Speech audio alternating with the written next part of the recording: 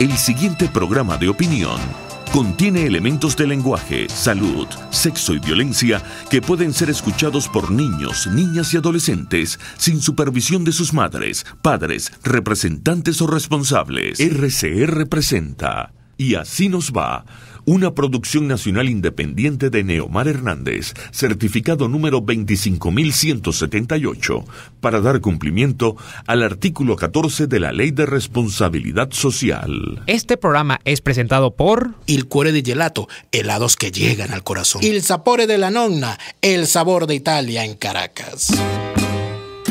Lo sube y baja de la economía y la política. Los que dicen y no hacen. Los que se contradicen. La actualidad más candente. Lara y Hernández ya están aquí. Ellos no saben nada. Y así nos va. Conciudadanos, y así nos va. Bienvenidos a una nueva jornada de lucha por la opinión libre, la información transparente a través de los micrófonos de RCR 750 AM, donde lo bueno une. A partir de este momento estaremos trabajando para ustedes desde la gerencia general de la estación Jaime Nestares. En la gerencia de producción está Wilixa Arcaya, en la producción del programa Kenger Jaramillo. En los controles está César González. Y en la conducción del espacio, desde Caracas, Neomar Hernández, y desde Alemania, les saluda Daniel Lara Farías.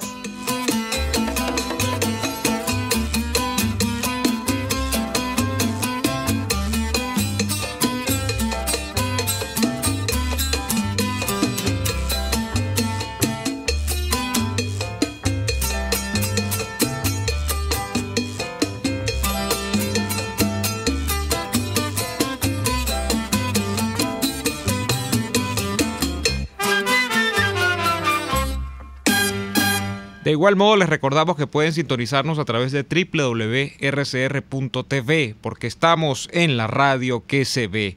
También pueden vernos a través de Periscope. @RCR750 es nuestra cuenta en Periscope. Y en diferido pueden escucharnos en lacavilla.com y a través del canal de YouTube de la estación. Antes de iniciar el programa, Daniel, voy a acusar recibo de dos correspondencias que nos dejaron acá en la emisora. Una, la de nuestro asiduo oyente, el señor Johnny Phelps, que nos dejó una carta acá a propósito de la situación migratoria de los venezolanos en Colombia. La hemos leído, o la he leído. Johnny, gracias por preocuparse, gracias por escuchar el programa. Y una muy especial también del señor José Montilla. El señor José Montilla es un joven de 85 años de edad que me mandó una larga carta, que está acá, y que habla de la preocupación de un ciudadano venezolano por la idoneidad de los dirigentes políticos a propósito de ser presidentes o no en un cambio de gobierno en Venezuela. Básicamente es la preocupación del señor Montilla, la de un hombre que dice, bueno, acá la mayoría de los dirigentes políticos, primero, no es que hayan demostrado mucha destreza dirigiendo partidos políticos. ¿Dónde han adquirido experiencia de gobierno? Es una pregunta que él se hace. No han sido de alguna manera gerentes dentro de empresas, aunque sabemos que la política no es un asunto de gerencia, requiere quizá otras habilidades, pero es una pregunta bien importante, ¿no?, que él se hace, y yo creo que apunta al nodo de la cuestión. ¿Dónde dentro de los partidos políticos está el personal capacitado, esa burocracia de alguna manera preparada para dirigir el país en la transición a la democracia? Y es una larga carta que me da risa porque al final dice, bueno, les dejé todo este garabato aquí y que espero que me hayan entendido porque no me llevo muy bien con los aparatos electrónicos, pero bastante que le entendimos, señor Montilla. Muchas gracias por su carta. Acá la tenemos con mucho cariño y la he leído también de principio a fin. Daniel, bienvenido. Arranca la semana.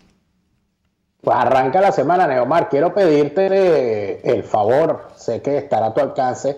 Hazme llegar una foto o escanéame esas cartas porque no las puedo tener en físico, pero me encantaría también tener acceso a las palabras de tan connotados oyentes que siempre nos hacen llegar su opinión. Fíjate, Neomar, yo tengo una preocupación reciente con respecto a la forma como se está viendo, o mejor dicho, al lenguaje cada vez menos edulcorado del régimen para hablar de sus planes y de sus objetivos. Cuando a mí siempre me llamó, siempre me parece algo que esconde cosas feas cuando se le ponen apellidos a la democracia. Uh-huh. Cuando viene alguien a hablarte de democracia popular, de democracia integral, de democracia, no me acuerdo cómo que la llamaba Franco. ¿Ah? También acá se le inventaron una etiqueta, democracia social, se decía en algún momento también. No, y acuérdate cómo se llamaba el movimiento que tenía el señor Izarra padre, el movimiento de la democracia directa. Él hablaba de la democracia directa, uh-huh, porque consideraba que la democracia tenía que ser directa para oponerla a lo establecido en la democracia representativa. Sí. El chavismo habla de democracia participativa para oponerla a la democracia representativa. Uh-huh. Democracia orgánica era lo que decía el franquismo. Uh-huh. Y es necesario que se sepa que a lo largo y ancho del país, Neomar, el chavismo está haciendo reuniones en sus comités de base para hablar en el lenguaje en que ellos siempre hablan, frentes de batalla. ¿Okay? Esa información me ha llegado del sitio de los acontecimientos. Esto no es un secreto, no es algo que esté escondido. Uh-huh. Ellos están hablando de la construcción, y aquí es donde viene el término, construcción de la democracia plena. Y cuando te hablan de la construcción de la democracia plena, es como eso que decía, y creo que les viene bien a ellos, ¿no? Eso que decía Ley Primera con respecto al progreso, ¿no? No te dejes engañar cuando te hablan de progreso, porque tú te quedas flaco y ellos aumentan de peso. Cuando esta gente habla de democracia, si le ponen apellidos, es momento de temer lo peor, porque algo se trae. Pero ya están hablando, Neomar, abiertamente en esas reuniones que están haciendo el chavismo. Sí. Están hablando de forma abierta de la imposición del comunismo. Y lo están haciendo hablando de 5 dimensiones, o mejor dicho, de 5 frentes de batalla. Están hablando, escúchame bien, sí, del frente de batalla ético-cultural. Imagínate, ¿no? Del frente político, del frente económico, del frente espacial y del frente social. ¿Okay? Uh-huh. A veces a uno le da risa, ¿no? Cuando se entera de las cosas y cuando ve los materiales con los cuales ellos trabajan. Pero después se te va borrando la sonrisa del rostro cuando lo ves en la realidad. Ellos hablan de conciencia política popular y hablan de descolonización, metiéndose en la cuestión del pensamiento bolivariano, siguiendo manoseando el pensamiento bolivariano. Y eso es lo que hablan en el eje ético-cultural. Vamos a ver una exacerbación pronto del discurso feminista. Atención con eso. El falso feminismo. Porque estamos claros que esos son simple y sencillamente banderas. De una cosa que deben llamar el ecosocialismo, que es el respeto a la ecología, que también es una farsa para los tipos que están destruyendo la zona aledaña al arco minero, que hasta el pobre Salto Ángel lo van a terminar extinguiendo. Y del indigenismo, lo van a exacerbar en los próximos tiempos. Ya lo están hablando en sus comités de base. Luego te hablan en el frente económico, bueno, de lo relacionado a la distribución de la comida, a los CLAP, a la cuestión de las divisas, y te hablan de una cosa, de un término que siento que es, porque hay que prestarle atención, porque acuérdate de lo que hemos hablado siempre, ¿no? Y tú siempre lo mencionas, lo de ese neolenguaje que ellos usan. Sí. Escucha bien el término que andan utilizando, y se lo vamos a escuchar con más frecuencia: injerto económico productivo. Injerto. O sea, ya por allí los tipos van. Bueno, un injerto. Y te hablan sí, además. Sí. Ajá. No, Daniel, que yo Dime. pensando acá un poco en voz alta, un injerto es cuando tú de alguna manera insertas un cuerpo extraño en un sitio, pues. Entonces es como traer a la economía del país algo que hasta ahora nos ha sido extraño. En este caso yo me imagino que... De unir una especie con otra para que de la unión de esa especie con otra salga algo mejorado. ¿Qué es lo que van a injertar ellos? Bueno, cualquier cosa mala, porque estamos perfectamente claros, lo que siempre ha hablado el profesor Blanco Muñoz, Benecuba. Sí. Y te hablan abiertamente del sistema empresarial del Estado. Cuando te hablan de la dimensión social, ahí te hablan protección social del pueblo, educación liberadora para la descolonización. Quiere decir que viene una nueva reforma educativa, obviamente. Política integral de empleo joven, yo no sé cómo van a hacer. ¿Será que van a meter a todos los jóvenes, los van a poner buhoneros? Porque aquí generar empleo significaría los que recargar quedan, al Estado. No, y los que quedan, porque aquí chavistas, no chavistas, pobres, ricos, negritos, blanquitos, catiritos, ojos claros y ojos oscuros, todos los jóvenes están huyendo literalmente por la frontera, ¿no? Pero lo importante, Neymar, es las fechas que ellos están dando en esas reuniones. Ellos están hablando de la Agenda 2030. Es decir, en esas reuniones de base, donde están hablando de estas dimensiones de sus frentes de batalla, están hablando de una planificación del 2018 hasta el 2030. Y cuando te hablan del frente de batalla espacial, ya allí sí vienen con todo. Y ahí te dicen, el socialismo en lo territorial. Servicios y equipamiento urbano. Y escúchame esta, porque esta es nueva, esta sí no la habíamos escuchado. El derecho a la ciudad. ¿Tú habías escuchado eso alguna vez? No. ¿Y qué implica el derecho a la ciudad? Ah, mira, eso es un enigma para mí. Pero te hablan de, que quizás podemos irlo desgranando, te hablan de un nuevo sistema urbano regional. ¿Qué querrá decir eso? ¿Será que vienen las comunas? ¿Será que se desaparecen los municipios? El reordenamiento político-territorial podría ser. Eso es una interpretación. Y te hablan de una cosa que llaman el plan de la patria comunal, la planificación de acción popular y de la gran visión vivienda como impulsora de la reorganización del país. Pero cuando te hablan del frente de batalla político, y con esto culmino, estas son, repito, los lineamientos que está dando el chavismo, el régimen en sus asambleas de base, de planificación y de preparación de sus bases desde el punto de vista político para lo que ellos llaman la batalla, que no es otra cosa que la guerra y la imposición del comunismo por la fuerza de aquí al 2030. Y te hablan que en el plano político, de frente, transformación del Estado a un Estado popular, revolucionario y socialista. No hay más nada que hablar. Ya se acabó ya se acabó la antifaz, ¿no? Ya ni siquiera le adornan el término, ¿no?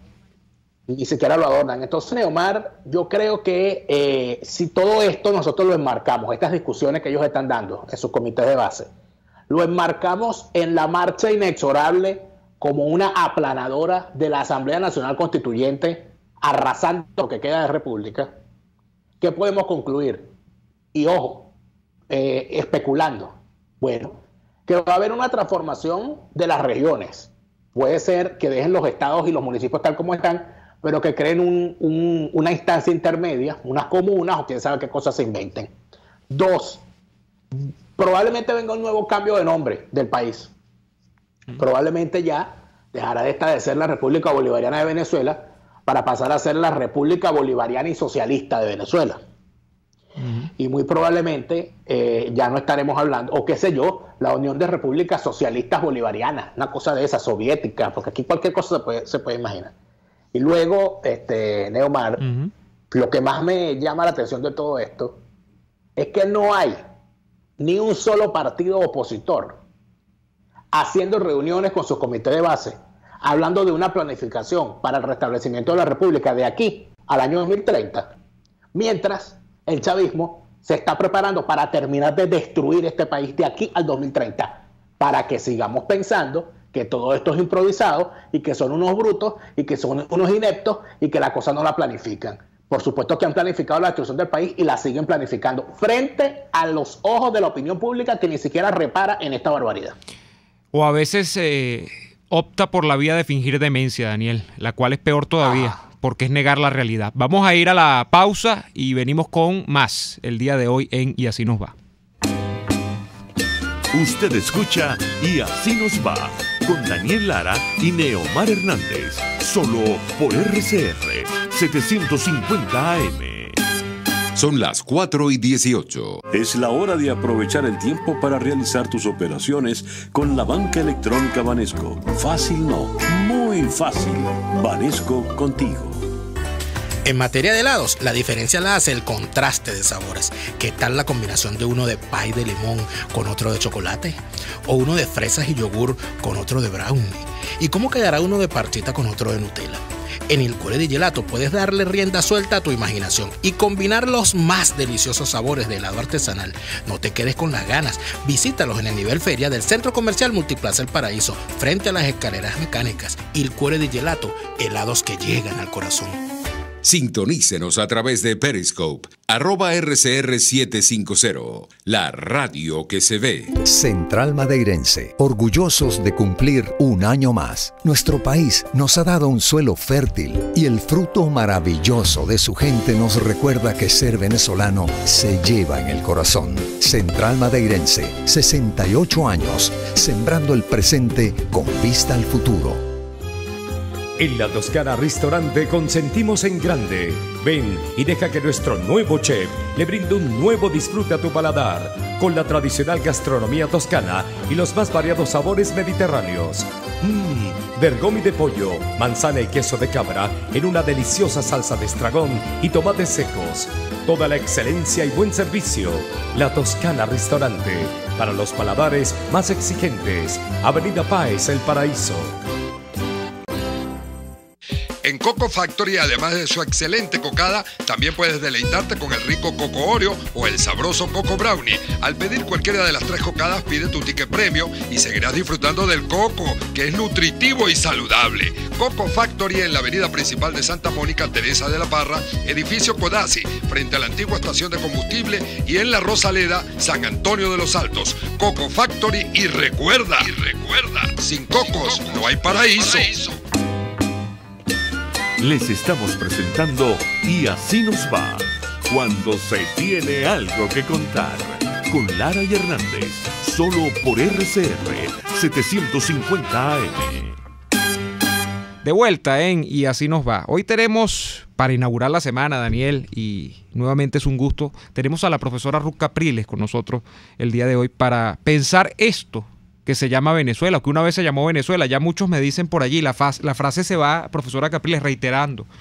Ya eso no es Venezuela, me dicen hasta los que están fuera. Es una frase que inclusive ha utilizado Daniel en alguna oportunidad. Ya lo que está allá no se parece a la Venezuela que conocimos alguna vez. Profesora Capriles, bienvenida. Buenas tardes a todos. Encantada siempre de estar aquí con ustedes.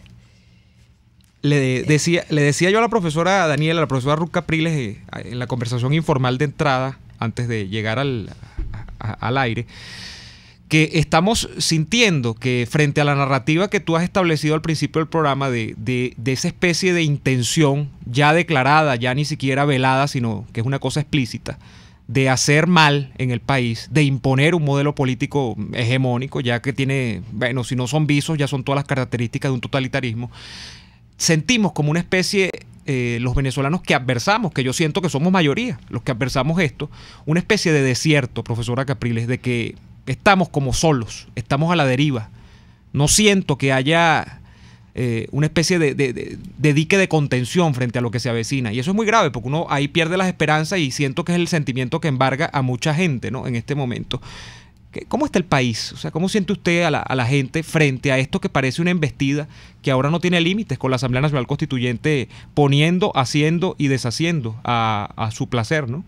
Sí, fíjate que tú mencionabas que te sentías en una especie de desierto, o sea, y sin embargo es una torre de Babel al mismo tiempo. Y yo creo que eso es típico de, o sea, uno debe entenderse en la situación y debe entender la situación que es muy típico de una situación de emergencia indudablemente social, donde se está derrumbando, se ha derrumbado toda la institucionalidad, se han derrumbado todos los canales básicos de la sociedad, donde no hay cívitas, no hay ciudadanía real, porque todo el mundo está en la búsqueda de la necesidad y se va generando el lobo del hombre, y está todo el mundo, pues, de alguna manera a la cacería de la comida diaria, ¿no? Sobreviviendo más que otra cosa. Entonces está toda esta situación caótica y que tiene todo el mundo muy angustiado, muy indignado, muy furiosos estábamos todos y angustiados y al mismo tiempo tenemos una torre de Babel en el sentido de que hay miles de opiniones hoy en día. Hoy en día tenemos, somos objetivo de decenas, centenares de interpretaciones sobre los mismos hechos. Diferentes ejemplos históricos. Entonces uno te dan ejemplos por lo cual tú sí debes concurrir a las elecciones porque esa es la única manera, porque lo hizo así tal, lo hizo Nicaragua, porque si lo hizo Chile. Entonces los otros te sacan los otros ejemplos, contraejemplos igualitos, Cuba, de por qué no puede, que no sale por elecciones. Pues. Entonces la gente dice, bueno, es esto o es esto. Y además nos enfrentamos, todos enfrentados. Entonces, bueno, yo quisiera empezar un poco en un sentido positivo, porque es tal la desesperanza que no nos queda sino inventar, como decía el maestro Rodríguez, ¿no? O sea, efectivamente hay una gran confusión de opiniones, la gente está muy desanimada porque no sabe a quién creer, eso se llama simplemente incertidumbre, el cerebro no puede procesar tanta información contradictoria y es tanta incertidumbre, no se sabe si vas a tener algo que comer mañana, no sabes si vas a tener que ir a elecciones o no vas a tener que ir, o sea, entonces de alguna manera es una situación crítica indudablemente para entendernos y poder tener alguna esperanza que vamos a salir de esto, pero al mismo tiempo es una gran oportunidad para el liderazgo y ahí es donde hay que entender que en tanto cuanto el liderazgo no dé la talla a esta situación, tanto más desánimo, incertidumbre genera y por lo tanto más oposición a la misma dirigencia de la oposición, que es la que deseablemente pues hemos en el pasado escogido como representantes para sacarnos de esto. Pues. Entonces, o sea, el liderazgo tiene que darse cuenta que este momento es un momento crucial y es hoy. O sea, para mí es una cuestión de emergencia, de que gente como Ramos Alub, gente como Julio Borges, gente como toda la oposición en este momento no pueden dejar a los demás partidos de lado. O sea, si hay un momento donde la unión es necesaria, es en este momento. Y ellos están llamados a ejercer un liderazgo estelar, o sea, es ese momento que yo llamo el momento de Kairos, es el momento de la oportunidad del líder. Si en este momento, Borges dice, no vamos y vamos a desconocer esto, o sea, vamos por otro camino, no quiere decir llamado a la violencia, siempre va a estar, o sea, son demócratas y siempre van a tomar el camino de la no violencia, pero otro tipo de acción que no es simplemente la electoral y que puede dar mayores resultados, sobre todo en este momento donde la comunidad internacional nos está apoyando, donde no hay reconocimiento de la Asamblea Nacional, etcétera. Entonces yo diría que es un momento estelar, entonces el llamado es a estos líderes a darse cuenta. Sí, Daniel. Pero de alguna manera tenemos el siguiente problema, profesora Capriles, buenas tardes y saludos. Buenas tardes. Tenemos un problema con el liderazgo, porque el liderazgo de alguna manera dirige al conglomerado opositor permanentemente por distintas rutas, fracasa, no reconoce su fracaso, no hace las enmiendas del caso y siguen los mismos personajes a la cabeza. ¿No habrá llegado el momento de construir una nueva oposición? Mira, yo creo que tenemos que darnos cuenta, que tengo que quitar esto, perdón, porque es que me hace eco. Yo creo que tenemos que darnos, o sea, yo creo que en este momento, o sea, tenemos muchos reproches a nuestra dirigencia. Yo no quisiera quedarme en esos reproches. O sea, el momento es de tanta emergencia que yo quisiera dejar de lado estos reproches y darnos cuenta de una cosa. O sea, esto tenemos 19 años en esta lucha y fuimos por oleadas. Yo siempre digo, hay que ver la cosa desde el punto de vista histórico. Cada oleada se fue quemando, cada oleada fue agotando su momento de liderar la resistencia. Yo creo que yo empecé con la primera oleada, que fue la sociedad civil, y nos quemaron, y a mí me quemaron, y nos agotaron, y no pudimos seguir. Y entonces después vinieron oleadas, fue TCTV, Fede Cámara, los medios de comunicación, los estudiantes, medios de comunicación, los partidos, estudiantes varias veces, varias oleadas de estudiantes fueron quemados y quemados y quemados y quemados. La MUD ya cumplió su función y ya está quemada. O sea, acepten, señores, que ya se quemó ese tipo de unión. La unión ahora no es con una plataforma. La unión en este momento no es ni siquiera por un líder. La unión en este momento es simplemente la decisión de tener una posición digna frente a esto y decir ya basta, no vamos a ese baile. Si usted quiere montar su baile de elecciones solo, monte su baile, pero yo no voy a ese baile. O sea, es simplemente una posición de dignidad, y las posiciones de dignidad en algunas circunstancias son importantes para que la gente se empodere un poco de la posibilidad de que no puede ser que el pueblo venezolano siga aceptando esta escasez y este desierto y este horror que estamos viviendo. No puede ser que la dirigencia siga aceptando esa burla que es Santo Domingo. O sea, Santo Domingo es una burla para la oposición. ¿Cómo siguen allí? Vuelven y vuelven y vuelven. O sea, en algún momento, señores, una posición de dignidad. Ya no vamos a ese baile. Usted va a ganar las elecciones como quiera, porque de todas maneras las va a ganar. Pero lo va a hacer sin mi concurrencia. Nosotros no concurrimos a nuestra propia muerte. O sea, no me pida ser verdugo de mí misma.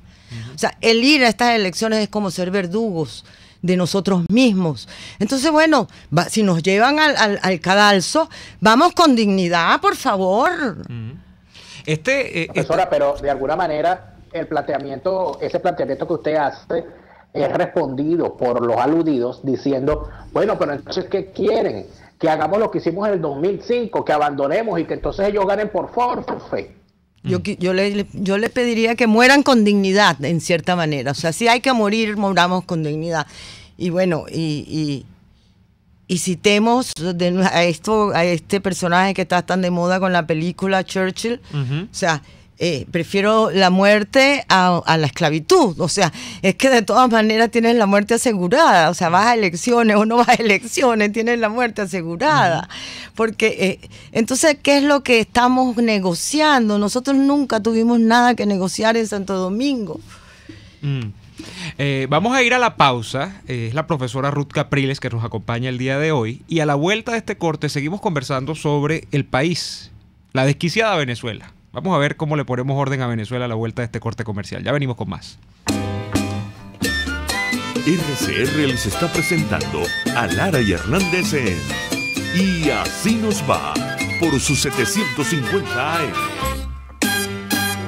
¿Te agarró la hora del almuerzo y quieres comerte algo sabroso? Te invitamos a visitar Il Sapore de la Nonna y a probar su promoción en pastas. Las deliciosas plumitas con vegetales salteados, la rica pasta Napoli con albahaca, la espectacular pasta al pesto, la inmejorable pasta al filetto y muchas más. ¡Una delicia! En Il Sapore de la Nonna ahora tienen promoción en variedad de pastas. Pruébalas. Visítalos en la avenida Victoria, muy cerca de la bomba de gasolina Guayana.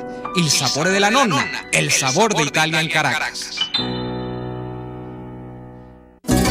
RCR 750 AM, porque lo bueno une.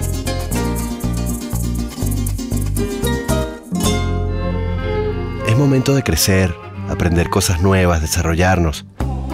Necesitamos más espacio. Creo que es mejor que nos tomemos un tiempo. Tiempo es lo que te sobrará, porque ya no hace falta ir a una agencia gracias a la banca electrónica Banesco. Transfiere, consulta, paga tus tarjetas y servicios de forma rápida y segura y mucho más. Fácil no, muy fácil. Banesco contigo. Miedo de consultar a un urólogo. Cualquiera sea el problema, la Unidad Urológica Integral Urodermi tiene la solución. Cuentan con la más avanzada tecnología en robótica y otras técnicas en cirugía mínima invasiva. Piso 1 de la Policlínica Metropolitana, 985-1768. Urodermi, Unidad Urológica Integral. En Chacao y diagonal al estacionamiento del Sambil está el centro de compras Merpoeste. Y en la planta baja, local 153, está Lenel Shot. Allí consigues ropa casual para damas y mucho más. Pero eso sí, los precios te sorprenderán. Acércate y compruébalo y síguelos en su cuenta de Instagram, @LenelShot. Lenel Shot es moda y algo más. Es moda y algo más. Estamos escuchando Y Así Nos Va con Lara y Hernández por RCR 750 AM. Volvimos. Estamos con la profesora Ruth Capriles acá con nosotros acá en Y Así Nos Va. Y yo pensaba cuando conversaban ustedes, Daniel, cuando tú le preguntabas en el segmento anterior, y cuando ella hablaba de etapas históricas en las que han sido quemadas generaciones literalmente de venezolanos, es decir, que han sido quemadas políticamente, porque es como que nosotros vivimos diciendo o reciclamos algunas pocas cosas y otras decimos no, esas las mandamos para el basurero de la historia y más nunca. Yo pensaba, Daniel, en la figura de una rebanadora, y el chavismo ha vivido como una rebanadora estos 18 años. Nosotros tenemos una cosa que si usted analiza, la historia no se puede analizar para atrás, ¿no? Pero si usted piensa en el venezolano del 2002, del 2003, y usted le dice a ese venezolano, mire venezolano, yo vengo del futuro y le digo que en el año 2017 y el año 2018 usted va a estar supeditado a que el Estado le dé el alimento a usted a través de una caja, que le va a controlar esa caja a través de un carnet, y alguien le va a decir en ese año 2002, no vale, nosotros no somos Cuba, yo no creo. Y así hemos vivido, por ejemplo, con unos partidos políticos de oposición que al día de hoy es toda una incertidumbre si van a poder participar completos en las elecciones. Es más, yo tengo una incertidumbre si va a llegar algún partido de oposición a la elección, a abril, porque los han ido rebanando también. Primero fue Voluntad Popular, ahora fue el caso de Primero Justicia a fines de la semana pasada, y entonces así vamos. Nos tienen metidos en una rebanadora, profesora Capriles. Lo que no se explica es qué pasa que... o es que esa fuerza es tan determinante, tan contundente, que no tiene diques de resistencia, o que los diques de resistencia no existen. ¿Qué es lo que ocurre allí? No hay, o sea, que la oposición no es no es resistencia. Mira, yo creo que de nuevo la diversidad de opiniones, ¿no? Y esto como un juego. Cada jugador tiene su estrategia. Los que van quedando de los partidos después de las primeras etapas de rebanación, quedan 3 partidos, ¿no? Más o menos. O 3 candidatos, qué sé yo. Sí. Bueno, algunos de esos yo supongo que están jugando una estrategia de ir corriendo y en tal caso decir más adelante no están dadas las condiciones, por lo tanto no vamos, nosotros dijimos que si se daban las condiciones finalmente. Entonces ahí se rebanará uno y llegará uno o dos que le llegue, que es lo que le interesa en última instancia al gobierno, es que haya alguien que compita con la figura oficial, entonces poder esgrimir que esas elecciones realmente son legítimas y que tal y cual. Sí, depende de las estrategias, la gente que está esperando el último momento y cree que puede saltar del barco en el último momento, y hay unos que saltan antes, ¿no? En este caso yo creo que sería estupendo si todos saltáramos al mismo tiempo, claro, y tuvieran esa valentía de hoy, porque hoy, y esa es la otra, todos los días se decide nuestro destino y mañana cambió totalmente. Sí. Hoy a las 5 de la tarde dicen que ya firman. Esta noche debe salir algún acuerdo de esa mesa de diálogo, y entonces veremos, estará firmado pues este destino hasta mañana, ¿no? Pero efectivamente, mira, qué bien, qué bueno hubiese sido si todos estos líderes se hubieran unido de verdad en la visión del objetivo y en el objetivo, o sea, ¿cuál es el objetivo? Y parece que el objetivo para todos no era sacar al gobierno del poder. El juego mismo es el objetivo. El objetivo, a veces eso es lo que ocurre. Daniel. Pero fíjense lo siguiente, la reivindicación histórica, profesora, que hizo el chavismo cuando irrumpió tal día como ayer, que se cumplieron 26 años, creo, 25 años, 25 o 26 años del 4 de febrero del 92. La gran bandera fue la lucha contra la corrupción. Profesora, usted durante mucho tiempo se encargó de coordinar aquella investigación que se plasmaba en el famoso y por algunos olvidado, parece, Diccionario de la Corrupción en Venezuela. ¿Qué siente usted al ver que personajes que aparecen nombrados en ese diccionario en connotados hechos de la corrupción no solamente no fueron castigados a la llegada del chavismo, sino que algunos de ellos ascendieron en la escala y algunos de ellos continúan inclusive en posiciones públicas? Aquí pareciera que la lucha contra la corrupción fue una bandera para magnificar la corrupción y llevarla de verdad a términos superlativos, ¿no? Sí, eso es un rollo largo el de la corrupción, ¿no? Mira, yo creo que saldrá, o sea, los hechos de la corrupción son de tal magnitud en este momento, es algo tan inconmensurable, o sea, en los tiempos de la democracia, nosotros al menos podíamos medir la corrupción y la podíamos plasmar en un libro. Ahora necesitaríamos, mira, una carretilla de libros para poder plasmar todos los casos de corrupción desde el año 2000 en adelante. Y un valiente que publique empezando aquello, por aquel librito de la Constitución, que fue una de las primeras adjudicaciones de contrataciones del Estado, la publicación de la primera Constitución del 99. O sea que la magnitud es tan inconmensurable. En la otra, Siempre, por supuesto, la lucha contra la corrupción tiene una magnitud simbólica, de alguna manera. O sea, si tú haces muy presente la corrupción y hay algunos casos de sanción de la corrupción, entonces tú tienes una disminución. Se supone que aumenta el temor y entonces se disminuye la corrupción. En aquel momento de la democracia, por lo menos la denuncia de la corrupción, yo sí creo que frenaba la corrupción. Se escandalizaba, pero el escándalo también tiene la función, o sea, la corrupción existe en tanto que el escándalo lo revela, de alguna manera, ¿no? Y por otro lado también sirve de contención. Ahora no hay contención, por supuesto, no tenemos Contraloría, no tenemos... en aquella época la Contraloría era un actor importantísimo en la lucha contra la corrupción. Hoy en día, por supuesto, no tenemos nada, ni Fiscalía, ni Contraloría, ni tribunales, ni nada. Entonces ahí no hay lucha contra la corrupción y es totalmente rampante. O sea, podemos pensar, profesora Capriles, que la corrupción en aquellos tiempos, o la corrupción tiende a estar asociada, la corrupción política tiende a estar asociada, por supuesto, a los funcionarios de gobierno. Ahora, yo creo que en tiempo presente el problema es aún más complejo, porque tienes una política de Estado que está basada en los controles en todos lados. ¿Y qué tienen los controles? Bueno, que a lo largo de la historia han revelado que son madejas increíbles para crear corrupción. O sea, usted establece el control sobre el agua y el agua va a desaparecer. Y va a aparecer un grupo subyacente que organiza la distribución del agua. Y ese grupo va a cobrarle y va a generar una especie de sistema en negro para poder darle acceso al agua a quien la necesite, al demandante del agua. Pues ese oferente va a ser un oferente corrupto. En Venezuela, la Venezuela chavista se caracteriza justamente porque casi todo está controlado, o los precios de casi todo están controlados. Y uno, o usted no lo consigue, o dos, que es lo que generalmente pasa, usted lo va a conseguir, pero lo va a conseguir por encima de esos precios que emanan del control.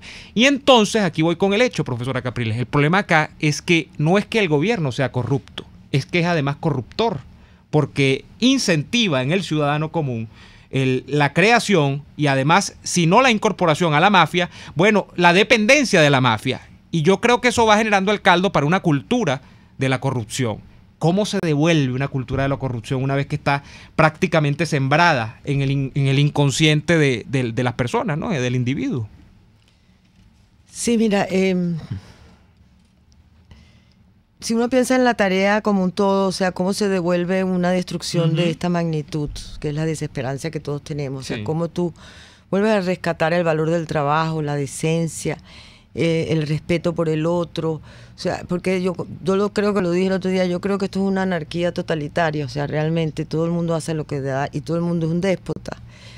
Todo el mundo está atropellando a los otros, y todo el mundo está atropellando a lo público, ¿no? Entonces es realmente una anarquía totalitaria. Y y si tú lo piensas como un todo, el trabajo se vuelve inmenso y te desespera y entonces te sientas a morir y ya no tienes más nada que hacer. Yo creo que hay que ser muy prácticos y aristotélicos en este tipo de cosas y tener una visión analítica sobre la cosa. O sea, yo no voy a empezar por la totalidad, voy a empezar por lo que me pertenece a mí en mi área pequeñita. O sea, ¿cómo rescatas tú la libertad de expresión? ¿Y qué puedes hacer tú para rescatar la libertad de expresión? ¿Y qué puedo hacer yo para rescatar la honestidad universitaria estudiantil? ¿Qué puedo hacer yo? Y cada quien, lo mismo el empresario, y el empresario se tiene que poner, ¿qué puedo hacer yo para para rescatar una buena relación obrero-patronal? O sea, yo creo que cada quien tiene que verlo analíticamente y las acciones específicas que puede hacer para rescatar valores. Yo sí creo que esa es la tarea, rescatar nuestros valores que han sido destruidos por este proceso de destrucción que es de resentimiento y la inversión de valores, o sea, la verdad mentira, lo bueno es malo. Esto es un recurso del resentimiento para destruir en última instancia, porque es lo que persigue.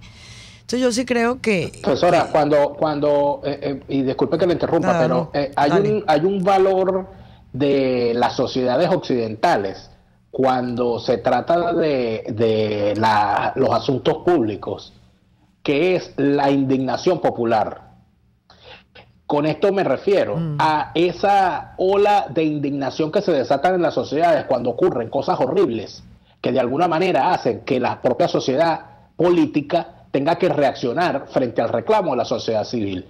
Yo estoy muy preocupado con lo que se está viviendo en Venezuela, con una lamentable recurrencia de la muerte de niños que mueren cuando hay protestas, niños que son asesinados en zonas populares por asaltos, niños que mueren por hambre, niños que mueren por falta de medicina, niños que mueren de desnutrición.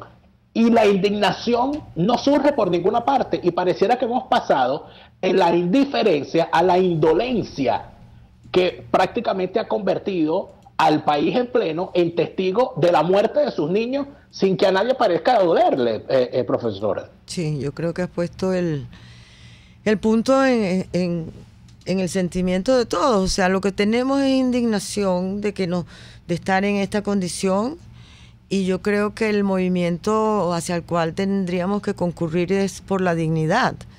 O sea, no puede ser que los venezolanos seamos tan indignos. O sea, es que yo no lo puedo creer. Esos venezolanos de los que tú hablabas antes, ¿no? Tan buena nota, que cambió la Venezuela de antes. O sea, ¿dónde estamos esos venezolanos buenos de los que hablaba Humboldt? Yo creo que tenemos que llamar a eso. O sea, vamos a llamar a la dignidad. Ya hay varios grupos que están saliendo llamando a la dignidad, que están diciendo, señores, no se puede seguir jugando a este juego de gato con ratón. O sea, no vamos. O sea, hay cosas en las que tú puedes decir que no es que nosotros, no es que yo piense que de estos grupos o que la gente o que los indignados puedan lograr la salida de esto, que es verdaderamente un narcorrégimen militar, donde aparentemente hay una unión fascista muy importante ahí entre el militar y los gobernantes. Entonces, no es que sea fácil, no es que yo tenga la solución, ni mucho menos, pero yo sí creo que un movimiento por la dignidad, un gesto de nuestros líderes por la dignidad, ayudaría mucho a que la población también pretenda rescatar la dignidad y empiece a decir no, más que un movimiento de estos que hemos visto en el mundo, porque nosotros hicimos movimientos indignados desde el año 2000. O sea, nosotros hemos estado indignados desde el 2000 en la calle desde el 2000. Indignación de larga data. Sí. Nosotros tenemos indignación. Lo que pasa es que nunca tuvimos, tú sabes, un palacio ahí de gobierno, una plaza frente al palacio donde pudiéramos instalarnos durante días. Ese tipo de cosas geográficas, además, y hay que tomarlas en cuenta, importantísimas esas cosas. Entonces, tenemos 18 años en eso. Entonces, yo sí creo que la dignidad se rescata ahora de otra manera. O sea, hay otra forma de resistencia que por lo menos empiezan por esto de, mira, yo no voy a ser mi propio verdugo. O sea, si tú me vas a matar, mátame tú, pero no me voy a matar yo misma. Y que lo vean afuera, ¿no? Y entonces, de alguna manera, en varias cosas se puede hacer ese tipo de cosas. Y yo creo que también tenemos que contar con que, así como que no teníamos nada que negociar nosotros en Santo Domingo, porque eso fue siempre la pregunta que yo me hice, o sea, pero si nosotros no tenemos nada que negociar allá, ¿con qué vamos a ir a negociar? O sea, no éramos realmente los actores de la negociación, nosotros éramos más bien los acompañantes de una negociación entre otros actores. Así, entonces, bueno, la cosa es... Se me fue el hilo. Bueno, vamos a retomar ese hilo a la vuelta del corte comercial. Fueron los dirigentes de la MUD los acompañantes, claudicó la negociación. ¿En qué va a derivar aquello? Ya venimos con más de la profesora Ruth Capriles hoy en Y Así Nos Va. Escuchamos Y Así Nos Va con Lara y Hernández, porque la realidad no se tapa con un dedo. Solo por RCR 750 AM. Son las 4:48. Es la hora de aprovechar el tiempo para realizar tus operaciones con la banca electrónica Banesco. Fácil no, muy fácil. Banesco contigo. Sintonícenos a través de Periscope, @RCR750, la radio que se ve. Después del programa siempre me provoca un dulce. ¿Qué mejor que matar el antojo con un rico helado de Il Cuore di Gelato, los maestros del helado artesanal italiano? Las bajas de azúcar tienen remedio con los ricos helados que preparan en Il Cuore di Gelato. Stracciatella, brownie, amarena, Nutella, chiclet y un sinfín de sabores impresionantes. Visítalos en el nivel feria del Centro Comercial Multiplaza El Paraíso, frente a las escaleras mecánicas. Il Cuore di Gelato, helados que llegan al corazón. Oye, ¿y qué nos comemos hoy? Tengo tiempo que no como parrilla. Me provoca una parrillita. ¿Parrilla? A mí me gustaría comerme una pizza. En Il Sapore de la Nonna le consiguieron una solución a los que están indecisos. Ahora en su menú está la parripizza, una deliciosa combinación que mezcla lo mejor de los dos mundos. Deliciosa pizza con trozos de lomito, pollo y salchichas alemanas parrilleras. Me convenciste. Vamos por la parripizza entonces. Visítalos en la avenida Victoria, muy cerca de la bomba de gasolina Guayana. Il Sapore de la Nonna, el sabor de Italia en Caracas. RCR 750 AM, porque lo bueno une.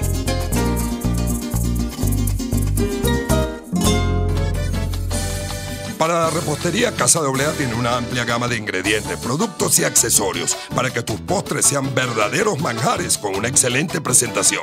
Visita Casa de Oblea y comprueba lo que te digo. En Baruta, calle Páez con Mariño, teléfono 0212-943-3846 y 944-6332. Casa de Oblea, 100% frescura y calidad.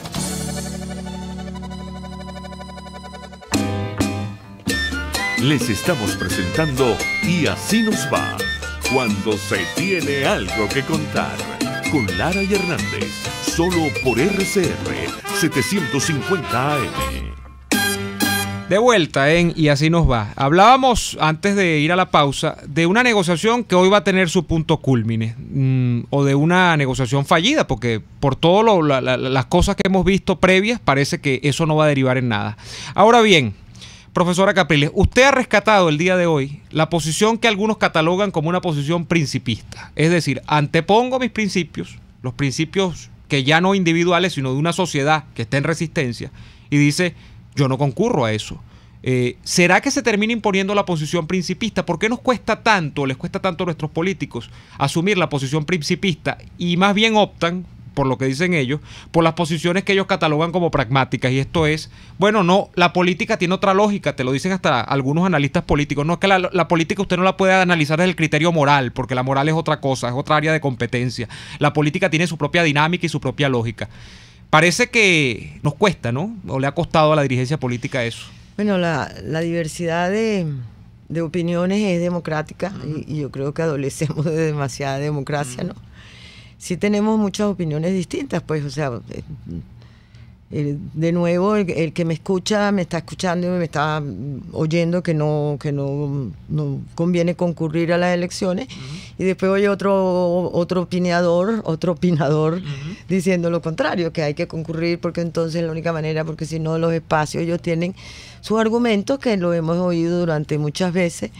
En algunos casos yo lo he considerado razonable. O sea, yo creo que cada quien va dando la pelea cuando puede. Llega un momento donde tienes un contendiente tan fuera de tan desleal, por decirlo lo más suave, ¿no? O sea, tú no estás aquí compitiendo verdaderamente con reglas claras, ni mucho menos, y es totalmente desleal y tramposo la otra persona. Entonces es muy difícil para todo el mundo, y yo creo que esto, yo no creo que haya que demonizar la MUD ni a los partidos de la oposición, pero sí creo que hay que reclamarles que escuchen esta indignación colectiva y que ellos probablemente también la sientan, pero como políticos están más acostumbrados quizás a doblegarla.